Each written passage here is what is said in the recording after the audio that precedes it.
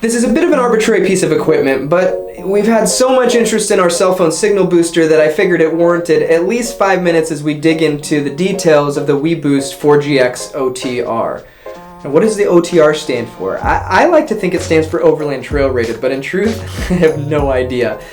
So I've been using this for about 6 months on and off the trail, and if I'm being honest, I've got mixed feelings on it. On the one hand, it does as described, and it makes sense for us to try to stay connected as long as possible while traveling abroad, but there's some misconceptions that at a nearly $500 price tag may change some minds on whether it's worth it for the average overlander.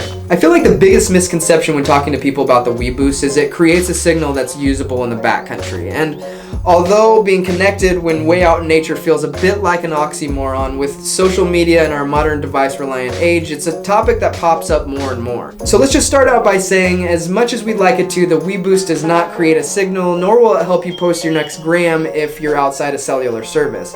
What this little device is very good at is extending your range by boosting any cell signal out there. If the WeBoost can pick it up, it'll strengthen that signal and broadcast it via the antenna on the inside of the rig.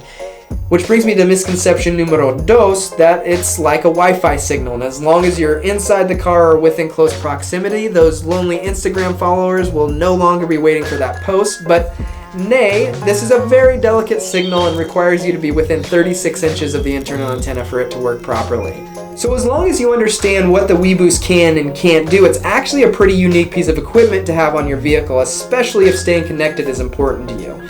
So let's dive into the specifics. There's 3 different versions of the 4GX, the standard, the OTR, which is the one we have, and the fleet version. They're all identical in performance, the only difference being the style of antenna being used. The OTR antenna, which we've come to refer to as Big Black, does not require you to mount it to a metal surface, so it's a little less permanent than the fleet version, and the standard is the most versatile in installation and has a magnetic mount. It can take a little creativity when figuring out how best to mount the antenna for your situation. We used a ram mount so we could get it as high as possible, but still have the ability to lower it when not in use. Couple things to note on the installation. The wire does not disconnect from the antenna, so you want to make sure you lay it out before and make sure you have enough length.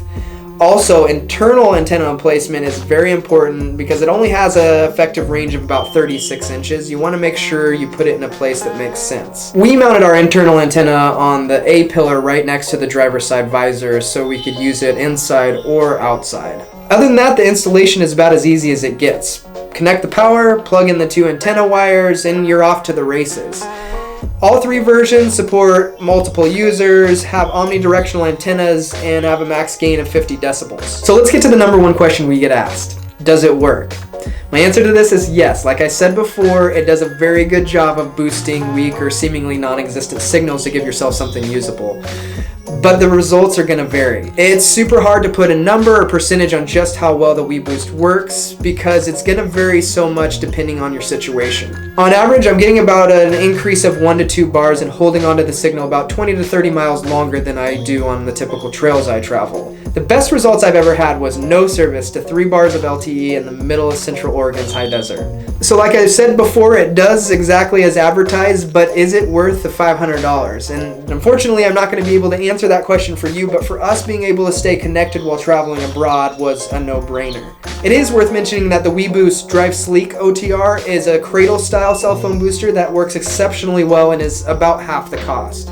I'll be honest, wasn't really sure if I'd have 5 minutes of information to convey on a cell phone booster, but I guess if you're a blabbermouth, you'll find any excuse to hear yourself talk. So if you guys have any questions, think I'm too much or too little, just want to say hi, need a shoulder to digitally cry on, have a complaint about our channel, or just want to tell us, hey, I finally subscribed, do that all in the comment box below, and we'll see you guys next time on 5 Minute Friday.